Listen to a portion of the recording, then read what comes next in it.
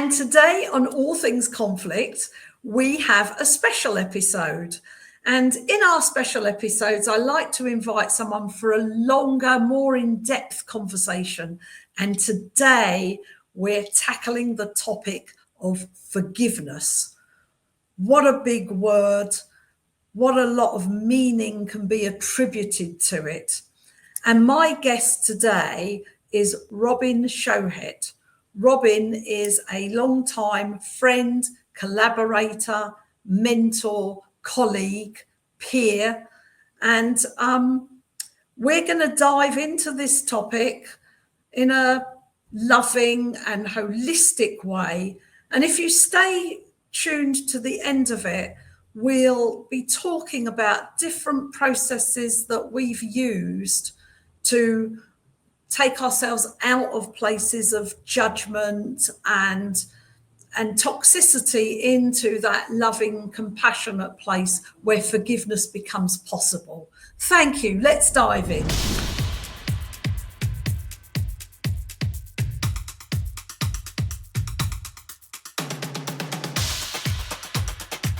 Robin, hi, and welcome back to a special.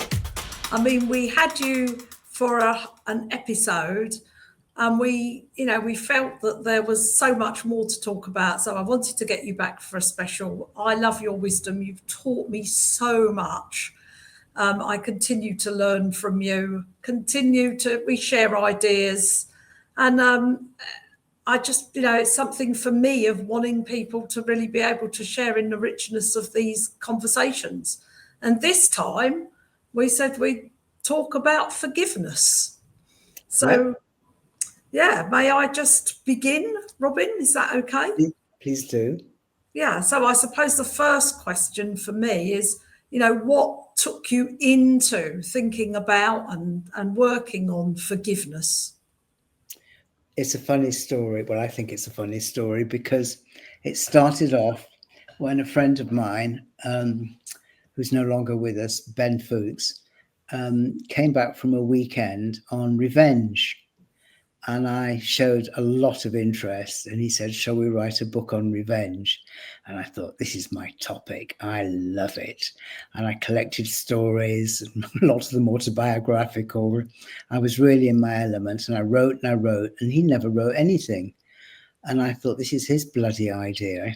And so I got really, really angry with him and wrote very angry letters to him, saying, what the hell are you up to?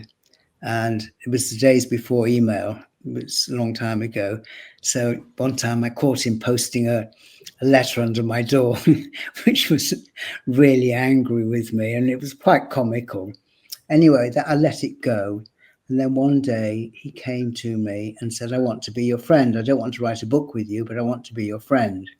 And I was very touched by this. I went round to his house and he said, I'm not the person who messed you around. And I looked at him and saw that he'd changed. So who was I angry with? I was angry with the ghost.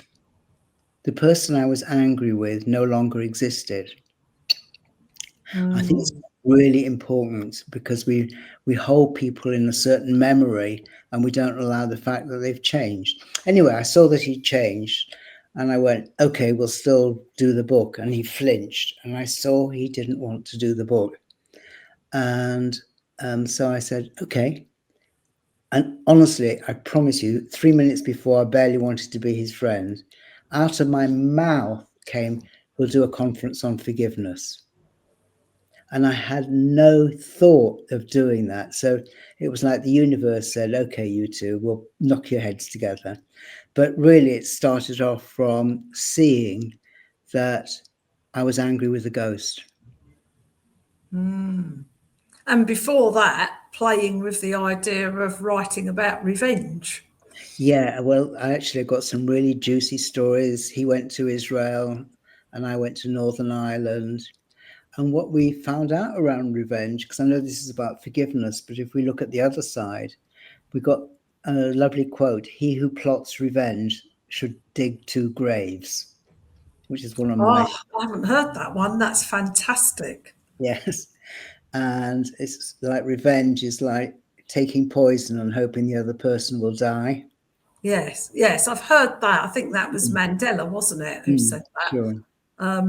And yeah, I've read some, I mean, lovely stories. I mean, well, lovely is not the right word, but, you know, Sure. entertaining stories about Sure. revenge. I remember one was a woman who was getting divorced, and her husband had a collection of wine, like really, you know, rare and expensive wine. And as part of revenge, she delivered all these bottles of wine and left them on the doorsteps of the neighbours like milk.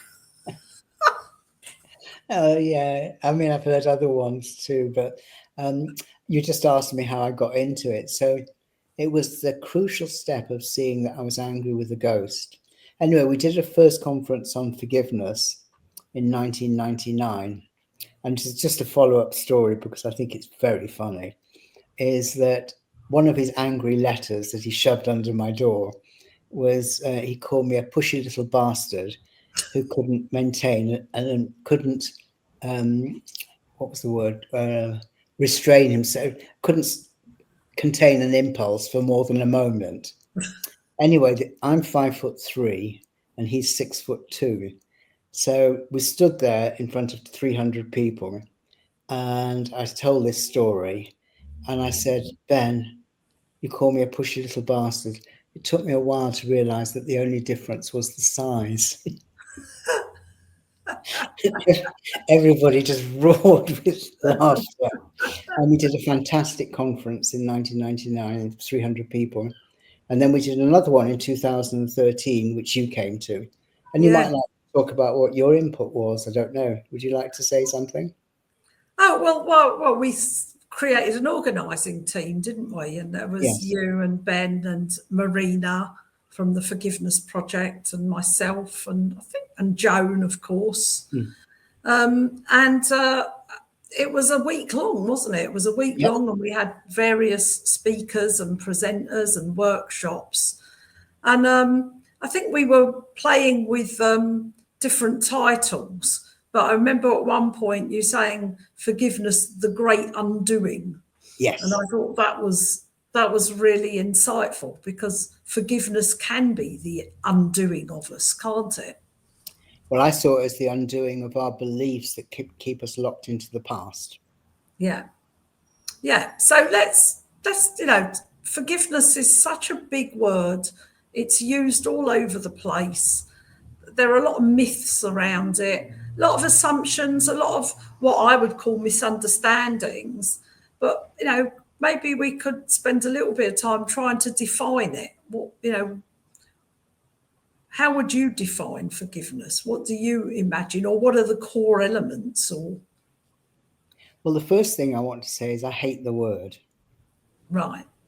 Because it's got so much conditioning.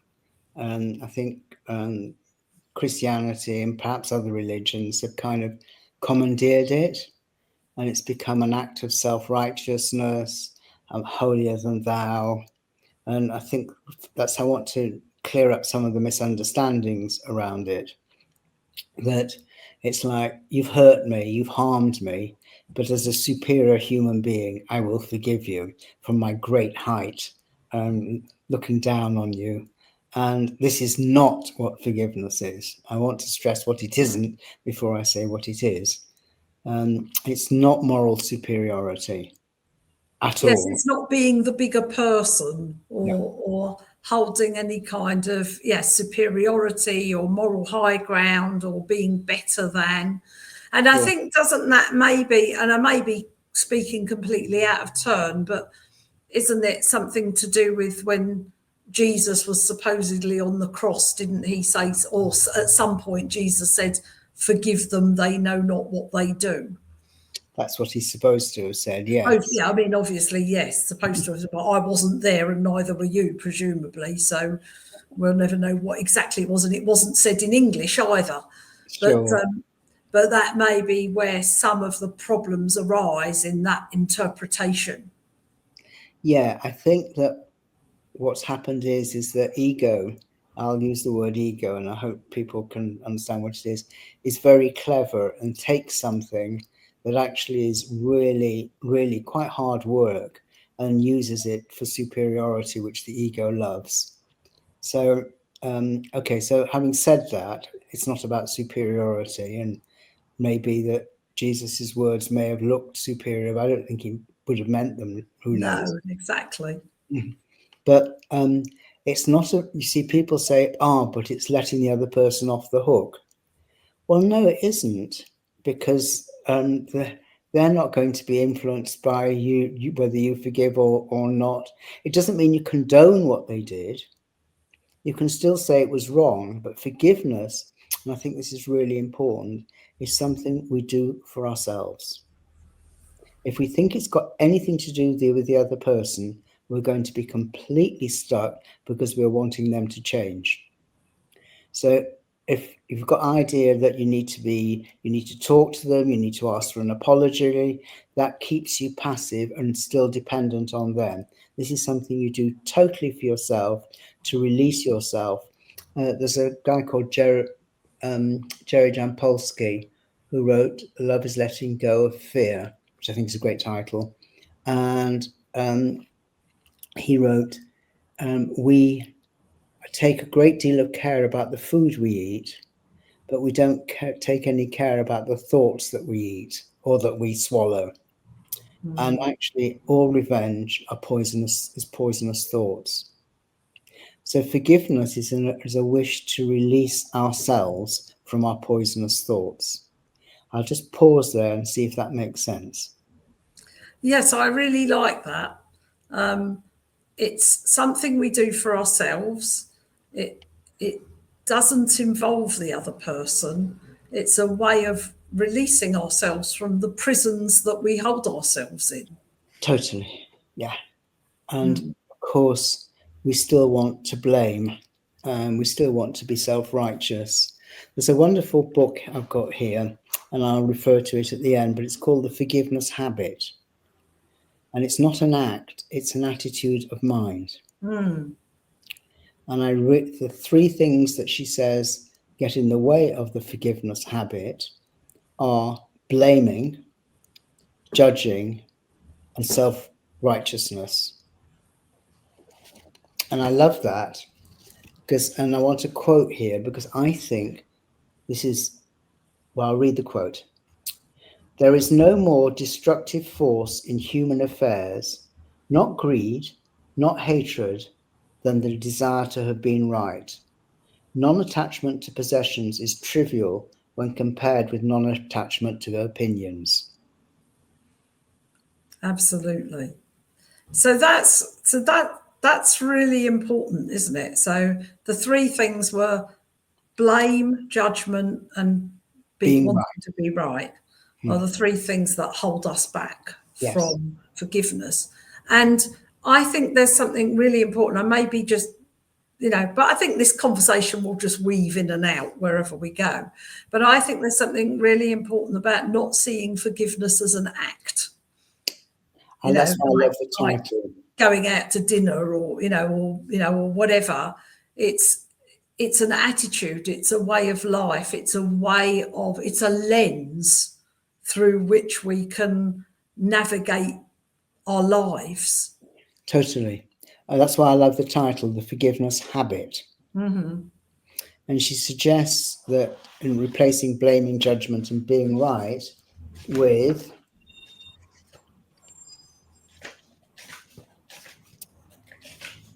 gratitude, reverence, and oneness. Gratitude, reverence, and oneness. Okay, so what happens to me when I hear that? And that's, I suppose, the purpose of this conversation, is I go, okay, so I can get with, the blaming, the judging, and the wanting to be right, and anyone who's even half awake will know that never takes us to a good place. Even if we can't get rid of the habit of doing it, we know it doesn't take us to a good place.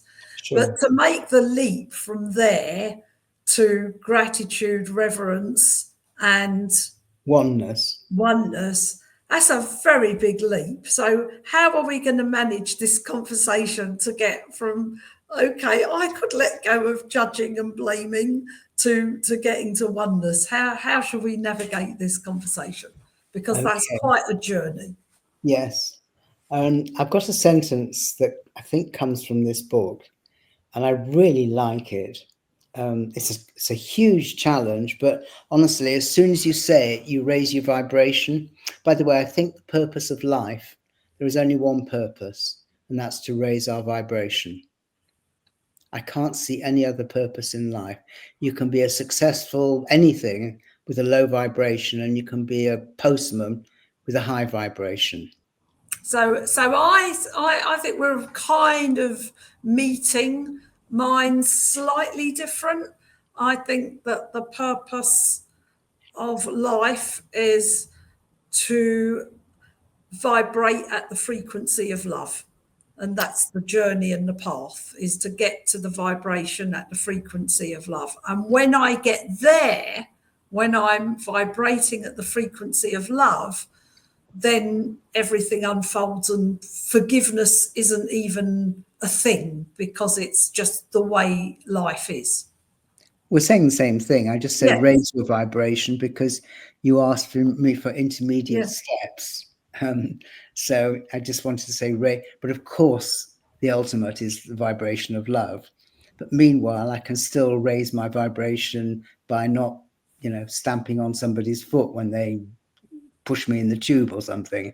So I'm not coming from love, but I'm still raising my vibration by not retaliating. Yeah, so first step is, I suppose, noticing when we're doing those things. Yes. Would that be like noticing when I've gone into judgment or blame about something, even if it's internally? Yes. And I love a quote from Byron Katie, a spiritual teacher. She said, if you want to know the truth, get an enemy. Oh, yes. Because what that will do, it will show us that we've still got work to do. It's easy when people are colluding with you, like your friends and whatever, but it's your enemy who will tell you what vibration you're on. Very clearly. So you asked the question, how do we get there? And I've got this lovely sentence, which takes me out of blame. It just works for me, is as this sentence: thank you for everything. I have no complaint whatsoever. Yeah, isn't that lovely? Thank you for everything. I have no complaint whatsoever. It's just like, that's it. So that takes you out of blame, takes you out of judgment, takes you out of thinking you know best, which is a form of being right. You don't know what's good for you. I don't know what's good for me. We don't know the bigger picture. So thank you for everything is a safe bet. So the way I like to talk about this, and what's helped me is, one of the things that it's really easy to criticize is, the systems in society that we use to try and organize people. And they're fraught with problems, because you can't make one size fits all policies and procedures for people. And so what really took me out of that was being able to understand life is messy, people are messy, things are messy, nature's messy, everything is messy. And it's, for me, it was a journey into accepting that things are messy. Yeah. Yes. I can't say much more than yes.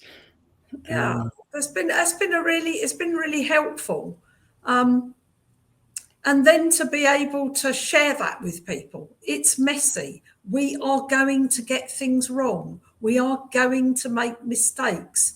What we're better off, rather than having tick boxes and regulatory processes that put people into fear, aren't we better to start by checking our intentions, making sure that we accept it's messy and our intentions are to do the best we can with the resources and knowledge and wisdom that's available to us at any given moment.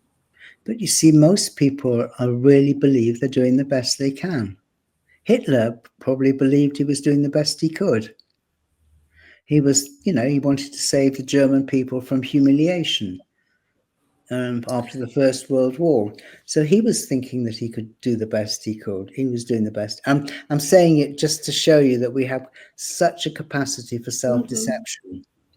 Yes, and so what comes into play there for me is, okay, so let's check our intentions. And you're absolutely right. There are people who've done terrible things, but their intentions would have been honourable within their own world. But then the next layer for me is the measurement is injury, loss, or harm. What is the potential for, so we can anticipate, or the actual injury, loss, or harm by the strategies that we want to use? So we could say, I mean, Hitler is a very dodgy topic, and I notice a little bit of fear getting into that. But you could say, okay, so he wanted to do the best he could by the German people, and who wouldn't want that? Now we start looking at his strategies, and we can immediately say that those strategies could only ever create injury, loss, or harm, and injury, loss, or harm on an enormous scale. And therefore, that's where we come in and start to say, well, actually, I'm not playing that game. That's not okay. So how does that work then? Well, I've got a very useful distinction between intent and impact, which is right. Just sums up what you're saying. So somebody's intentions, we all think we're acting from good intentions. Very few people will say, actually, I want to behave like a shit. They'll fool themselves to thinking that they're doing it for this reason or that reason, or entitled it. So that's everybody's got a mitigation. And, I sit with people in prison, and everybody has a mitigation. But yes. So that's the intent, and we are very good at self-deception. And then what we need to look at is the impact. So I love the intent and impact, because I used Hitler just to show you an extreme that he is the capacity for self-deception. But as soon as you look at impact, then of course he was a disaster. But in his own mind, and a lot of other Germans, the intent would have been to save Germany. But the impact was 50 million dead. Well, that's hardly going to save anyone. So what we've got a blind spot, and we all have it, is the impact that we have. Yeah. So my way of saying that would be, well, you want to save something, or you want to make something better, at what cost? Yes, the same thing. That's the question, isn't it? Yes. It's at what cost? And unless you can answer that, how can we join in with anything? Yes. We have a real blind spot about our impact, because at some part of us is still a baby, and the baby does not realize it has enormous power because it feels helpless. So the baby's lying on its back with a dirty nappy, and it feels absolutely wretched and helpless. But the impact is that he or she is going to disturb the parent. And so the parent feels helpless as well. So the baby doesn't realize its impact. I think we need to be clear that, because I did use Hitler as an example, that I'm not in any way condoning. I mean, no way am I condoning any bad behavior. There's no way. What I'm saying is that when you hold on to the position, you're hurting yourself, ultimately. But don't go into forgiveness until you're ready. You might need to rage for a whole year, or it's like, don't push yourself. So I really want to be clear about this. Forgiveness is not a should. It's you come to it when you realize that you're hurting yourself by not doing it. Well, hang on, you're saying two things, and I think we need to take them separately. The first is that forgiving does not necessarily or even involve condoning. Absolutely. That's two different things. And and forgiving. And, you know, when someone's creating, I like to talk about injury, loss, or harm, there may be a place to stand up and intervene and to stop and to take action. And I can take action, and I'm not, forgiveness doesn't mean being passive. So I think that's the first thing. It has nothing to do with passivity. Can I just stop there? Yes. Just you can actually take someone to court and still forgive them. Yes. And you can just not, because taking someone to court is saying, you did X, the consequences is Y. Yeah. But I'm not going to have hatred in my heart. I'm just going to say the consequences is Y. That's it. So you're reminding me of several neighbour disputes that David and I have you know, mediated or worked on. And sometimes what we've done is, you know, let's say it's a boundary dispute, or, you know, or some planning thing, or something that affects the next door property. We've actually been able to get people to the place where they can say, well, you are going to need a legal ruling for this, you know, or you are going to need some kind of expert, and you're probably going to use a court process to arrive there. But actually, you don't have to treat each other as enemies in that process. Exactly. We have blind spots about our impact. So here's a question for you. A friend of mine, well, it's Ben, who's no longer with us, goes and talks about betrayal. And he says, how many people have been betrayed? And every hand goes up. And he says, how many people have betrayed? And about half the audience, barely that, puts their hands up. And he said, who's doing the betraying then? Everyone feels betrayed. Yeah. Who's doing the betraying? So we have a real blind spot about our impact. We stay with our intention, but not with our impact. And that relates to forgiveness, because actually what I push people to do is not to focus only on what they need to forgive, but how they need to be forgiven. And that wakes people up. Oh my goodness. Yeah, of course I was a shit with that person. I did this with this one. Oh my goodness. They're probably doing their worksheets now on me. It's like we really, there's nobody who doesn't need forgiveness themselves. No, this is, you're touching on something that's, you know, really kind of triggers me a lot. Is, you know, when you go looking through social media, everyone else is a narcissist, everyone else is a sociopath, everyone else is, and we're given these, you know, 10 ways to spot a narcissist, or 11 things to do if somebody's being mean to you. But what if I'm the narcissist? What if I'm the one that's actually, you know, doing this stuff? Not that I like these labels, and we could have a whole nother conversation about how useless these labels are. But, you know, that's the point, isn't it? Is if you put something out there and you position it as you're reading this as a victim of something, everyone wants to look at it. But if you actually say, well, what do you want to be accountable for? It's a very different story. Sure. So 10 ways to spot a narcissist. Number 11 is look in the mirror.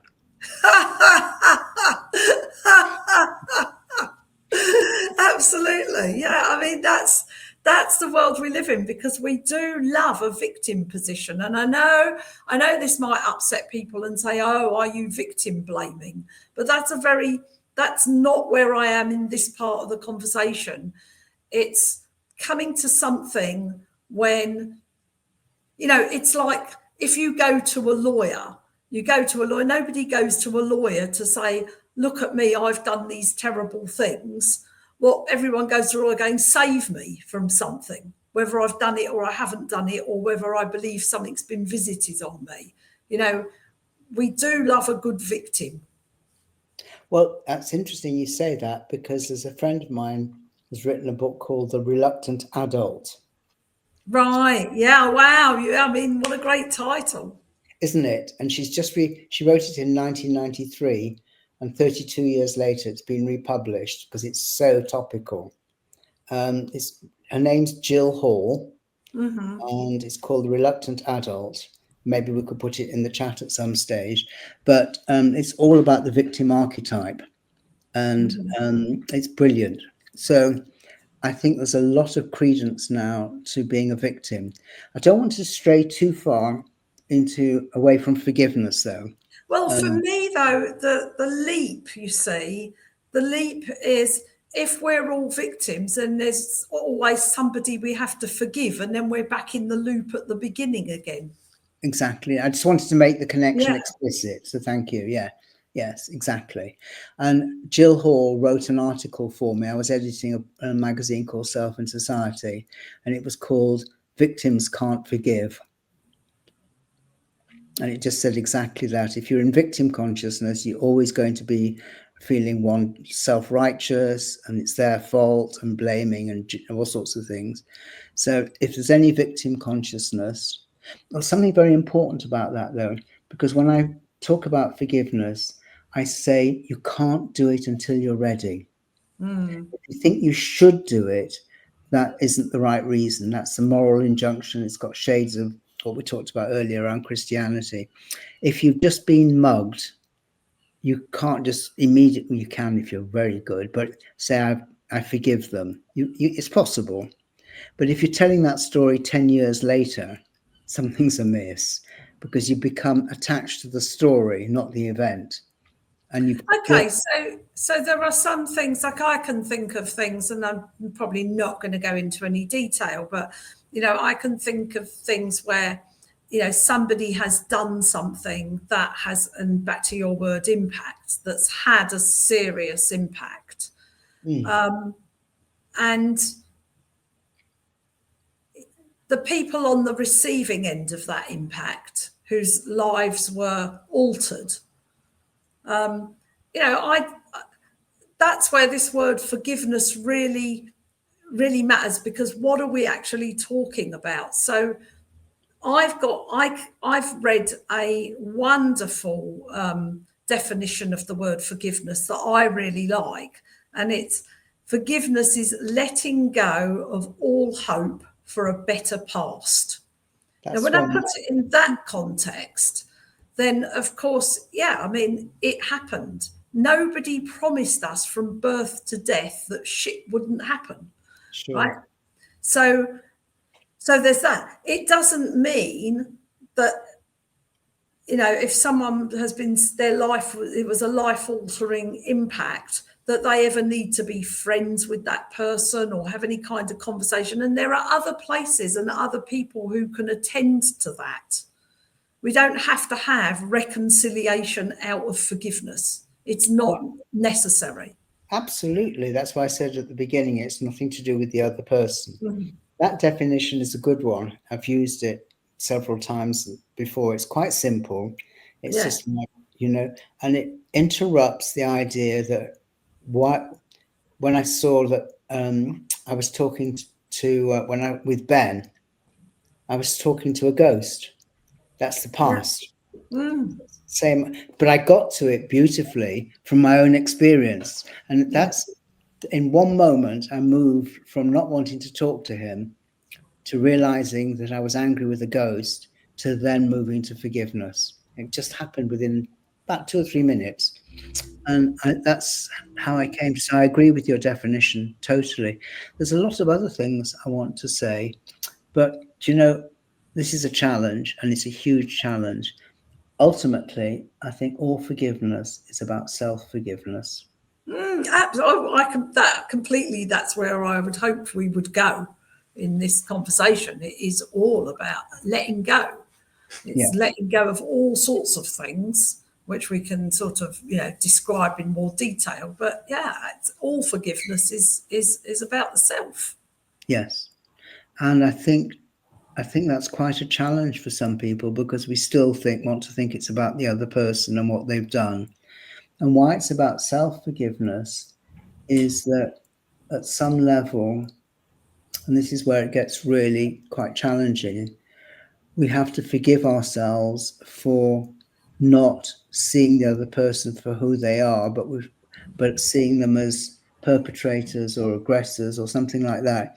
And if we take the idea that we're all doing our best and you said you had some fear about quoting Hitler, so I can quote, Saddam Hussein. It doesn't matter. I mean, Hitler's just convenient. But then even I say to people, there's this thing called Ho'oponopono. I don't know if you know it. Yes, of course, yeah.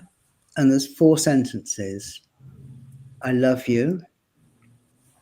I'm sorry. Please forgive me. Thank you. So I love you. Let's take Putin. And people go, what? And I go, well, does your hatred of Putin serve any purpose? Is it is it raising the frequency of vibration in the world? No, they say. So try it. Putin, I love you. Gulp. Okay, I can see it makes sense. Just don't have to even mean it. Just try it. Putin, I love you.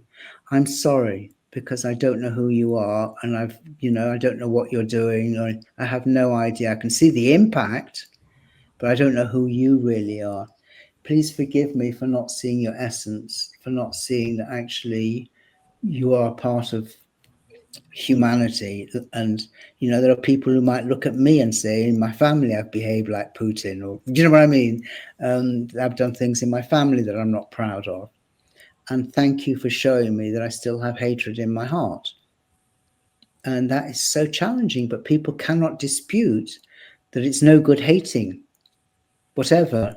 That just lowers the frequency in the world. And if we actually are willing to, even if it doesn't resonate, even if we think we're being hypocrites, try it on, because it slightly raises your vibration, because it's interrupting your negative thinking. Yeah, so I love, I love all of it, and I'm a big proponent of this, and these are all things that have helped me on my journey.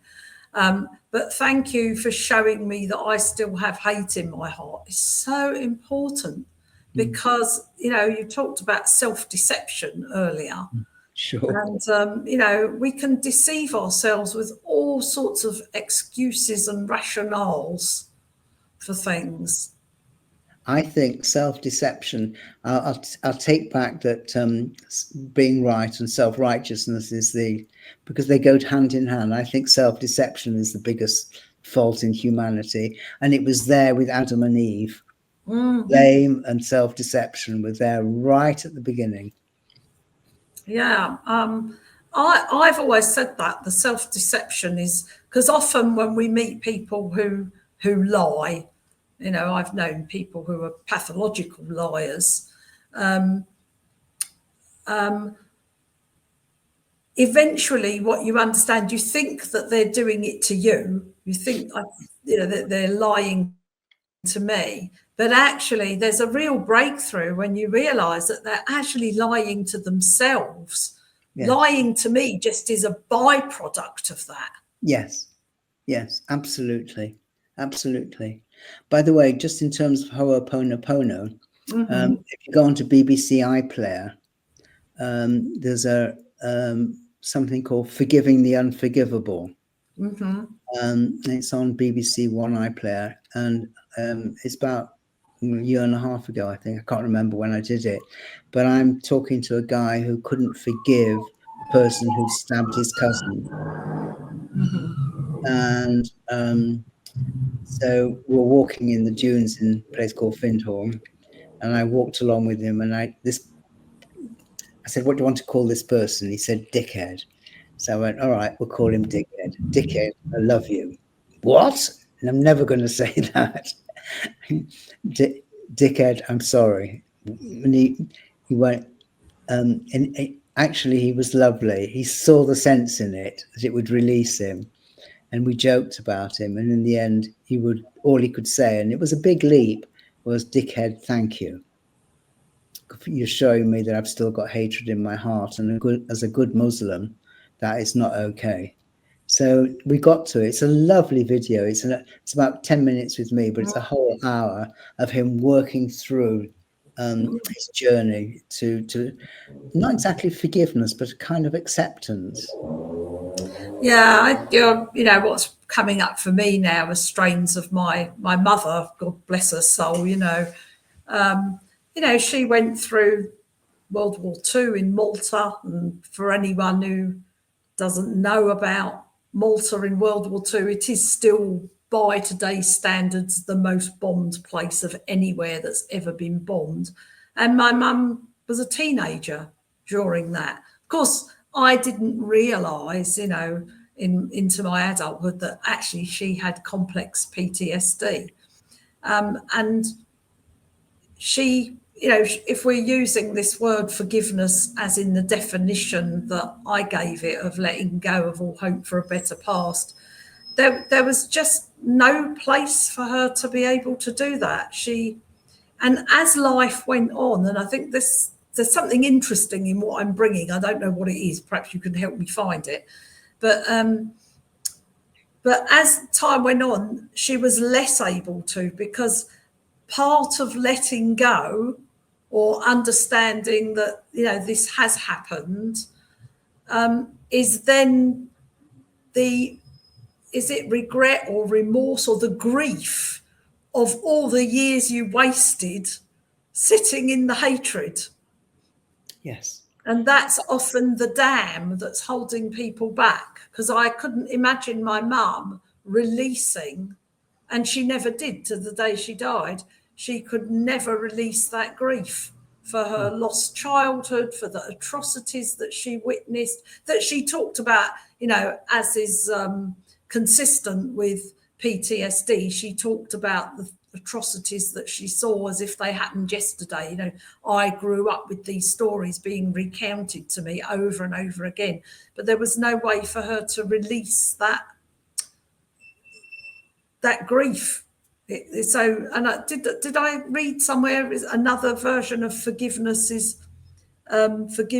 grief with nowhere to go? Oh, that's a lovely one. Isn't that nice? Oh, that's a lovely one.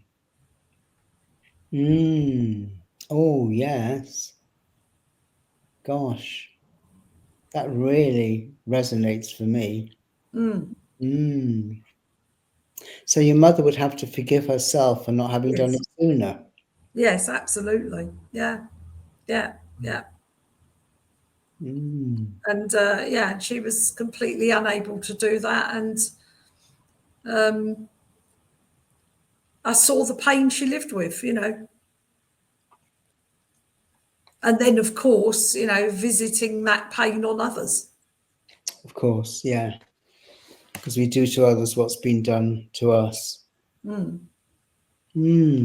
Gosh, that I notice I'm pausing now because I'm very struck and sad about your mum and the waste, and I don't know, I'm just very struck by it, and I love your definition. I just suddenly thought, what a compassionate way of describing things, grief with nowhere to go. It sort of reframes hatred. Yeah. Yes, it does reframe hatred. Grief with nowhere to go. Or grief looking for a place. Yeah, it's lovely. I want to go on to a topic that is really important to me, if I may. So my belief is that we have no power, not no power, but not much power about what happens to us, but we have complete power about our thinking. And we can choose. We can choose how we respond to an event. We can't deal with the event, but we can choose about our response to the event. And 30 years ago, I wrote an article called How Green Is Your Mind? And I asked the reader to imagine they were a car, and the mind, the thoughts, were their exhaust pipe. And every time they were attaching to a thought of negativity, hatred, rage, whatever, they were polluting. The exhaust pipes were polluting the planet. And so how green is your mind was to say, take responsibility for your thinking. You can be an eco warrior, but if you're actually fighting another, we've got hatred in your heart. So you're polluting just as much as anything else. And then what I did is I related it to forgiveness, because I said forgiveness is clearing up our thinking, our faulty thinking. So in fact, at a very deep level, doing this work is the most ecological thing you can do. Yeah, I mean, that's very profound. It's really deep. Again, I'm imagining a lot of people kind of, you know, I'm imagining as we go through this talk and some of the things that we're sharing that it will hit people in a place of disbelief. You know, that's what I'm imagining, that sense of disbelief will, Disbelief about what? that, you know, that's the most ecological thing we could do, that the Ho'oponopono could actually work, that we could free ourselves from hatred, that we can see our place in society as maybe, you know, I'm a perpetrator sometimes, you know, I'm seeing that there are a lot of points where we may hit disbelief. I'm actually reminded now, sort of changing the tone, of one of my favourite comedians, who's long dead, is a guy called Bill Hicks. And Bill Hicks tells a story of doing a gig. He was a stand-up comic in America, and he did a gig, and he didn't realise, or whatever it was a Christian audience, and he made some derogatory Christian joke.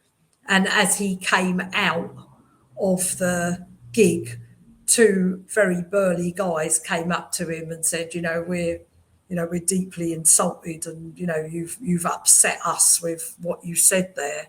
And he turned round and said, well, that's easy. You're Christians. Just forgive me then. So let's go back to that idea about, this idea of, yes, forgiveness ultimately it's actually all forgiveness is self-forgiveness. So I really get that. And yet often other people are involved. And it doesn't, maybe you could comment on that. It absolutely doesn't mean passivity. Absolutely not. It means you can take action, but you take action without hate. I've got a story around that. There's this monk whose father was killed, and he chases the perpetrator all around, and he's got him, and he's got the knife ready to kill him, and he stops. And the guy said, "You had me. Why did you stop?" And he said, "Because up until then, I've been doing what was the law of the land.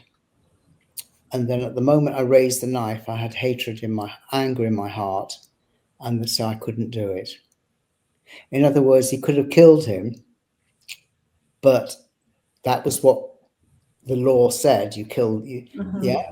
But as soon as he had anger or hatred in his heart, he knew he couldn't do it. And there's something about, you can take people to court, which is what we've said, but if there's anger in your heart, it will, even if you win, you won't be happy because there's still anger in your heart. And so this process, which is incredibly challenging, is all about your relationship to yourself. And the mind is very good at making it about the other. And look, I've been doing this work for years, and I can still fool myself. It's about my wife. I mean, I really, with all this knowing, I still believe my stories. I have to work so hard to challenge my narrative. And isn't that, though, because of some of the indoctrinations in our sort of mainstream world about, the idea that we're all separate, the idea that there's an individual agenda, all sorts of ideas around industrialization, all the things we were born into that have separated us from nature, from natural law, from from oneness. Yes. Because all these things are, the truth is there's no such thing as separation. It's an illusion. Sure. Try telling me that when I'm in the middle of a story about the other. But I want to tell you a story because I've mentioned my wife and it just came to me. I think it's a lovely story. So I was with my Well, I wife. know Joan, so it better be a lovely story. I wouldn't tell a negative story because I know it would rebound on I'm me. teasing you. I know you are, and I'm teasing you back. I wouldn't be so dumb as to tell a negative story about her. So she's at a Byron Katie workshop. This is a spiritual teacher, and you have to fill in a form. I'm angry with, I'm disappointed by, I want them to change, and blah, blah. So she fills in a whole page about me. And there's 300 people, and she's going on. She wants to get on stage to go, and I go, oh dear. But somewhere I know it will be about her ultimately, but it's not. She's going to say some not very nice things about me. She doesn't get up on stage first, and this person works. Somebody else works on stage for 20 minutes, and Joan turns to me and said, "It's over. It's not happening now. It's a story of the past." And she got it just like I got with Ben. I was angry with the ghost. She said, it's not happening now. It's over. And for 2 months, I was living with a person who was living in the present. Mm, She said, I had no thoughts in my head. mm. And one time, and I love telling this story, I asked her to iron my shirt. I said, will you iron my shirt? And she said, no. And I said, that's the most beautiful no I've ever heard in my life, because there was no story attached to it. There was no, you lazy bastard. No, do your own shirt. No, you're using me. No, I'm not your slave. Will you iron my shirt? No.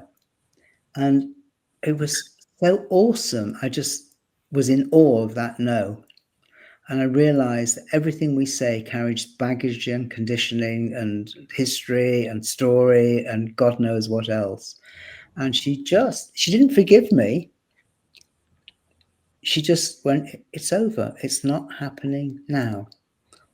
And there was no question of forgiving or not forgiving. So that's even beyond forgiveness, if you like. Being in the present. Totally. Yeah, because I often talk about this when, like I have a revelation or you have a or one has a revelation, and then we change and we move on and we have a different understanding.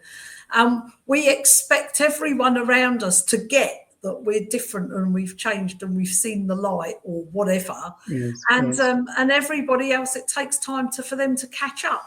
They're Yeah. still responding to the person I was 6 months ago or a year ago or 3 weeks ago. Yes. And I want to give a very practical exercise to your listeners. Mm-hmm. That we teach something called supervision, which is a bit like media. It's got an overlap with mediation. And I ask people to listen to somebody talking through one of four lenses: fear, judgment, curiosity, or love. So the person talks for 2 or 3 minutes, and I say halfway through, when you don't know exactly when halfway is, but roughly halfway through, I want you to just shift your lens and notice what happens inside you. So they listen to this person talking, and when they're listening in fear or judgment, they hardly hear the person. They're contracted. They're thinking, oh, how will this reflect on me? Or what? Or they're thinking that wasn't a very clever thing to do, or whatever. They move to curiosity or love. They notice their breathing changes. They notice they relax. They get genuinely curious. And why I like this exercise so much, it's not directly about forgiveness. It's something we can do walking down the street. We can actually change our lens. There's a kerfuffle down the street. Do I contract and thinking I better or do I just get curious and look and just see it's just two kids shouting? And do you see what I mean? That we are so conditioned, because you mentioned the word conditioned, to look through fear and judgment. And we have actually forgotten what it is to be in the present and just be curious. And looking with love is people resonate to it. You go into the cashier at the bank and you have an attitude of looking with love, and your cashier's nice to you. Surprise, surprise. And we're invested in conflict, and even your logo, all things conflict. It's maybe all things are connected. Yeah, absolutely. Well, all things are connected. I mean, as I think I was saying, this idea of separation is such a myth, Mm. because until until somebody can find an antidote to gravity, we're all on the same planet. And even if you found an antidote to gravity, there's still a universe, isn't there, or whatever it is. I don't know much about these things, but there's and so I always say that when I go out and do this work, whoever I sit down with, I'm just meeting another version of myself. Absolutely. I'm just meeting multiple versions of me. Yes, absolutely. Okay, so we've just had about an hour almost. I'm just wondering if there's anything else that either of us wants to say.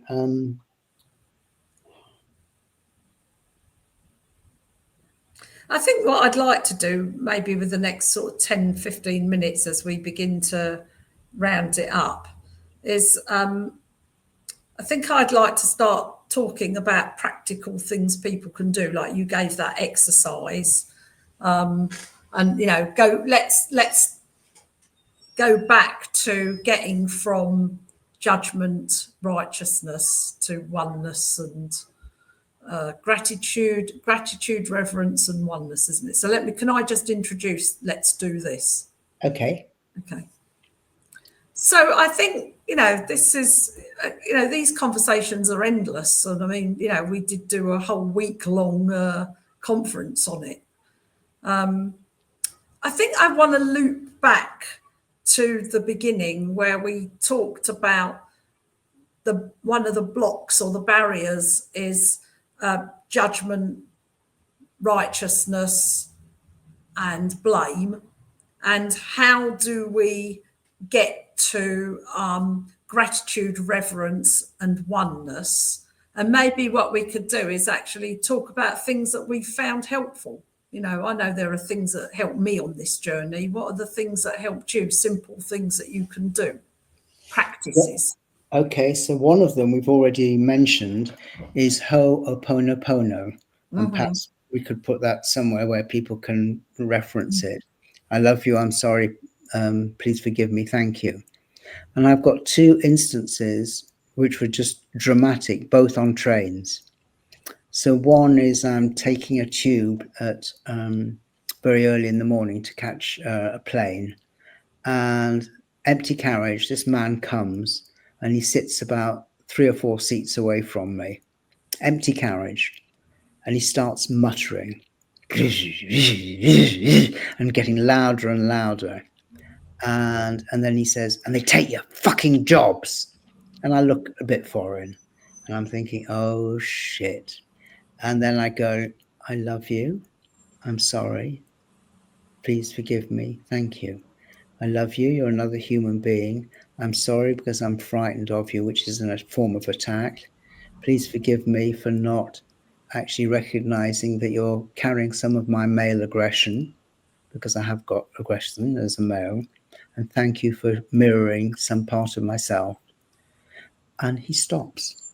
You can say it was a coincidence. I can't prove it, and nor do I need to, but he stopped.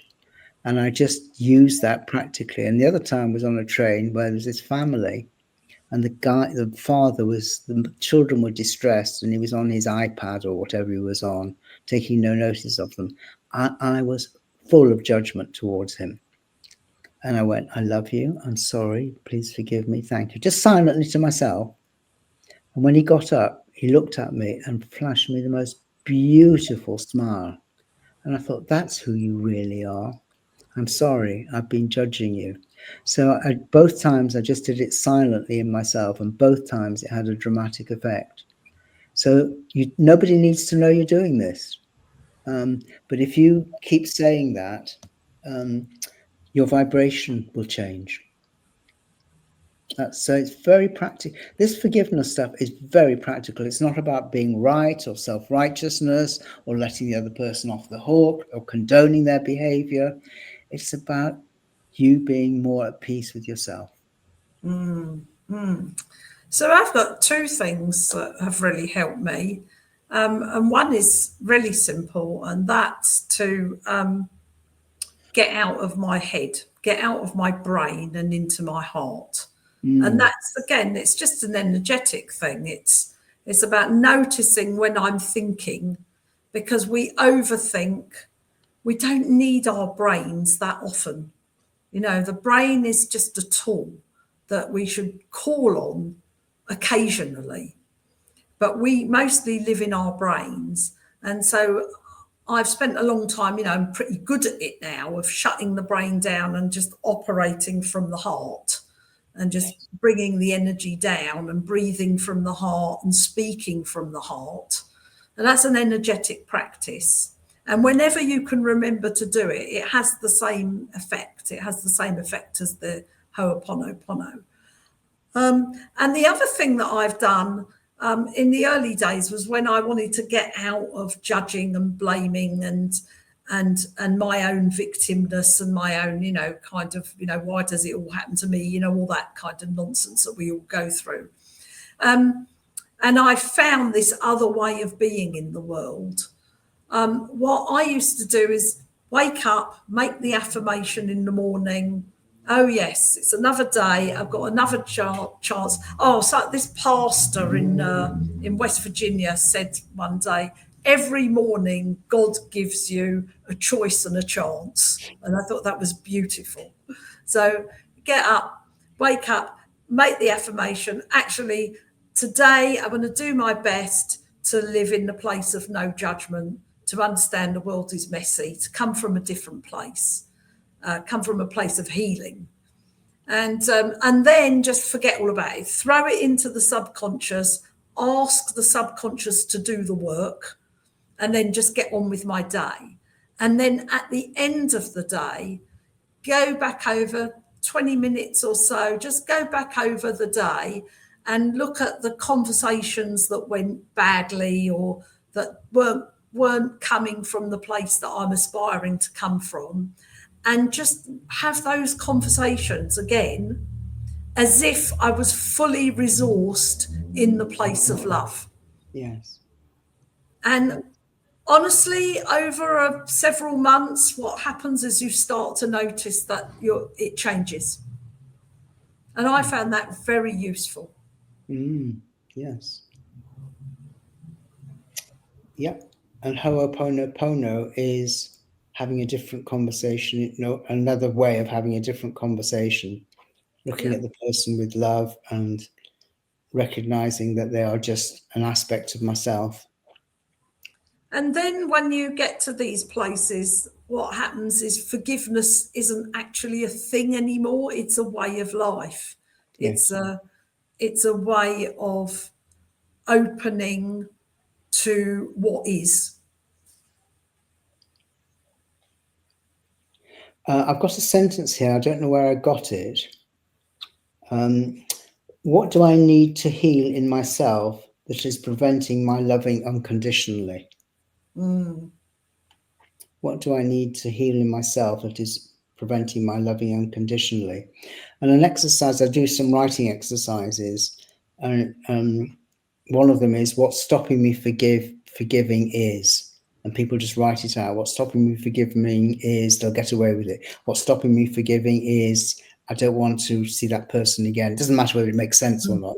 What's stopping me forgiving is I'm too hurt. What stops me forgiving is they will think I'm a soft touch. What stops me forgiving is, and really voicing all the reasons, because until you get those reasons out into the open, you may not be ready to do the work.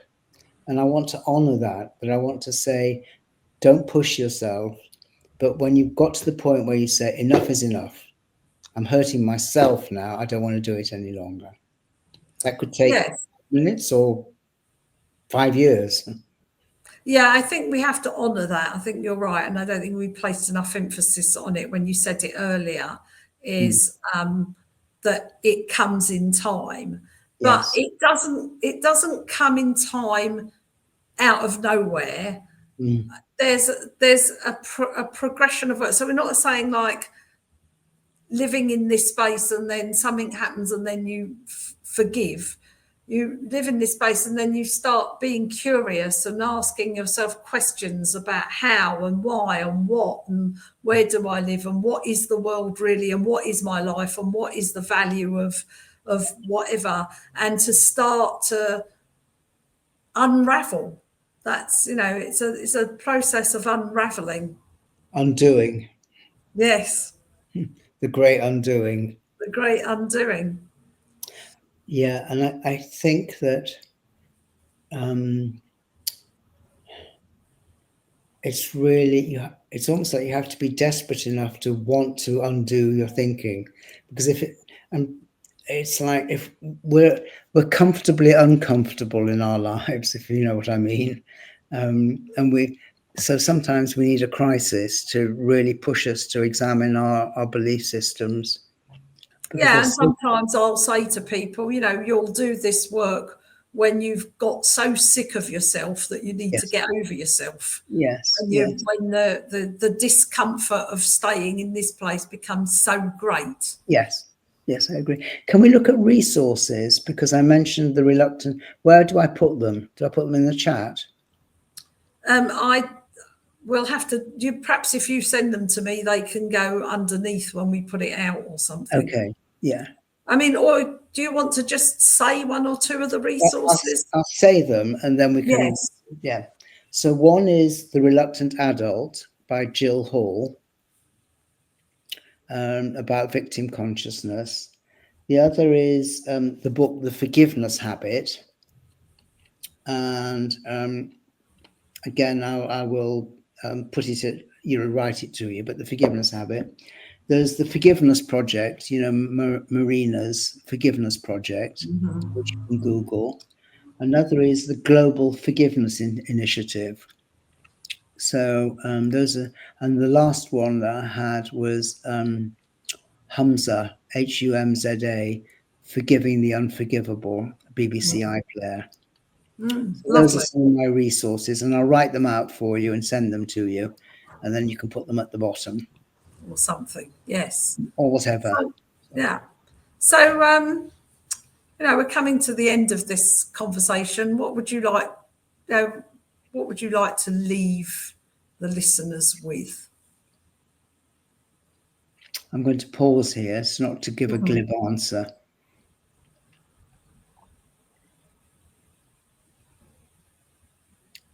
It's almost a glib answer, but it's not coming from a glib place. To remember their capacity for love. Yeah. To remember our capacity for love. And I think I want to go back to something you said about hatred. Remembering that hatred does no good. Doesn't do anyone any good. But most of all, it doesn't do the person who hates any good. Yes. Never mind the victim. It doesn't do yourself, because you're living in a very low vibration and you're hurting yourself. Yeah. And I think that what I want to really be clear is remembering our capacity for love, remembering that hatred doesn't take anyone anywhere useful, and that living in a state of love, forgiveness, oneness does not mean being passive. Oh, absolutely. It's the least passive thing you can do. I think hatred is very passive. Even if you're going around rampaging and everything, you're still passive, because you're passive to your belief systems. Yeah. So active and passive don't mean sitting on your bum or going out and, killing people. It's active or passive is, you can be passive and be fighting a cause, and you could be active and actually sitting and working with your thinking. I think we've got active and passive in the wrong way. I think this work to really look at forgiveness, whatever you're doing in the world, is a very active process. It's not passive at all. Yeah, And absolutely. I think it requires courage, because it's your willingness to say that every belief you've ever had could be wrong. The number of And times. I find that that's very freeing. That's what I found from, having grown up and become a very opinionated person, Yes. to doing this work and releasing myself from those prisons, because that's what they are. I'd say the most freeing thing in the world is is to wake up every day and see the world through the eyes of wonder. Yes, absolutely. Yeah. Well, this has been a lovely conversation, Robin. Yeah. Thank you so much for doing this, and I'm sure there's many more to come. We'll see. Let's see what happens with this one. But thank you for asking me, and I really I want people to be free. I want myself to be free. And when we don't forgive, we're just not free. Yeah, they're just barriers and dams that hold us back. Yeah, from loving. Full potential. Yeah. Yeah. Thank Okay. you. Thank you.